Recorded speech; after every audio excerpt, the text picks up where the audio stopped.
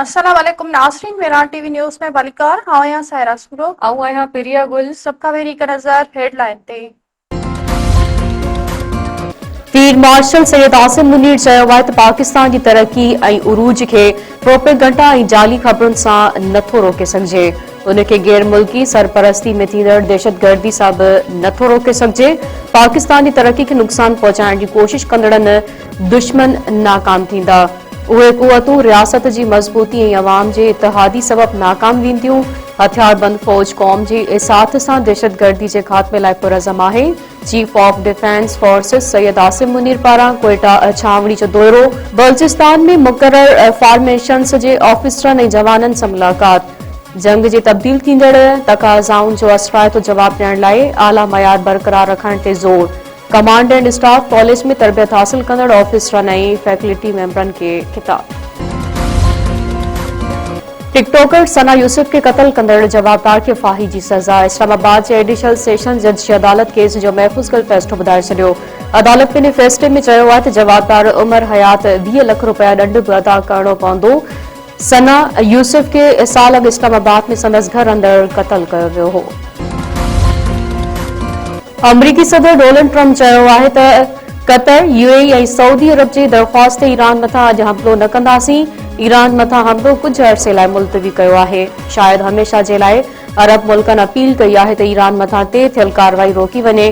पंहिंजे बयान में सदर ट्रम्प चयो आहे त हिन वक़्तु अहम सिफ़ारतकारी जारी आहे। मुआहिदो न थियो त फ़ौज खे हमले लाइ तयार रहण जो हुकुम ॾिनो आहे। ईरानी फ़ौज पारां अमरीकी सदर खे सख़्त वार्निंग। ॿीहर हमले जी सूरत में भरपूर रद्दअमल ॾियण जो ऐलान। ईरानी फ़ौज चयो आहे त अमरीकी हमले ते जवाबी कार्रवाई लाइ मुकमल तयार आहियूं।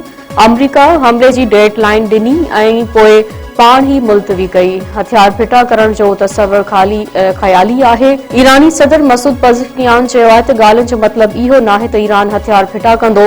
ईरान हमेशा वक़ार, ख़ुदि मुख़्तियारी ऐं क़ौमी हक़नि जे तहफ़ुज़ सां ॻाल्हियुनि में शामिल रहियो आहे। कंहिं बि हालत में अवामी मुल्क जे जाइज़ हक़नि खां पोइ ते न हटंदासीं।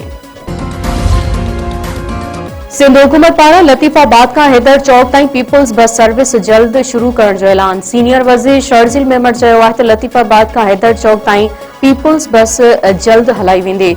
सखर खां शिकारपुर, खैरपुर खां रोड़ी ऐं खैरपुर खां राणीपुर ताईं पीपुल्स बस सर्विस जा रूट शामिल कया विया आहिनि। असांजी कोशिश आहे त हर रूट ते पीपुल्स बस सर्विस शुरू कई वञे। सिंध असेंबली में खिताब कंदे शर्जिल मेमण वधीक चयो आहे त 22 मई ते शाहराह भुट्टो जो इफ़्तिताह थींदो। सिंध हुकूमत डबल डेकर समेत नयूं बसूं ख़रीद करे रही आहे। पब्लिक ट्रांसपोर्ट सां रोडनि ते ट्रैफ़िक जो दबाव घटिबो। इलेक्ट्रिक गाॾियूं अचण बाद गदलाण खे घटाए सघंदासीं।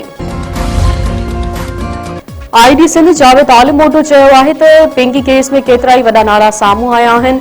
पिंकी खे घणो ग्लैमराइज़ न कयो वञे। मथस फिल्म ठही वेंदी। पिंकी कराची में घटि ऐं लाहौर में घणो रही आहे। कराची में प्रेस कॉन्फ्रेंस कंदे आईडी सिंध चयो आहे त मंशियात ख़िलाफ़ कोशिशूं करण हर शहरी जो कमु आहे। शहरियुनि खे शाहिदी ॾियण लाइ कोर्ट अचणु घुर्जे। टास्क फोर्स ठाहे रहिया आहियूं, शहरी उन खे मालूमात फ़राहम कनि।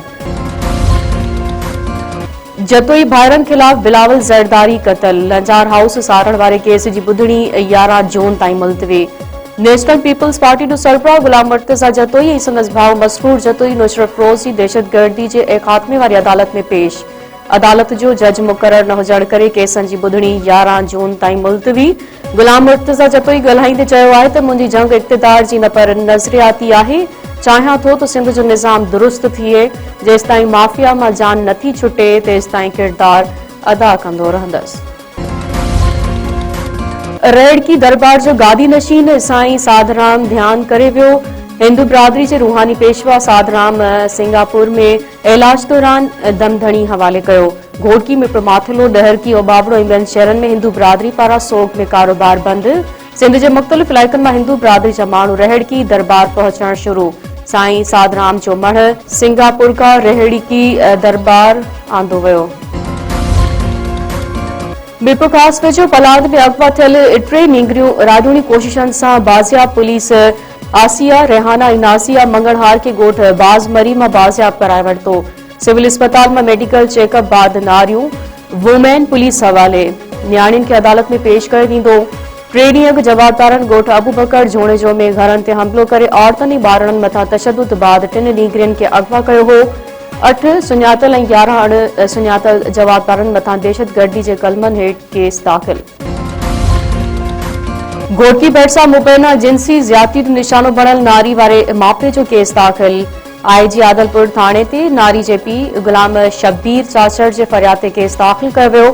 समाजी अॻवान आयशा धारे जे मथां न्याणी वारसनि सां गॾु थाणे ते पहुती मुतासिर नारी पारां इंसाफ़ ॾियारण जो मुतालबो।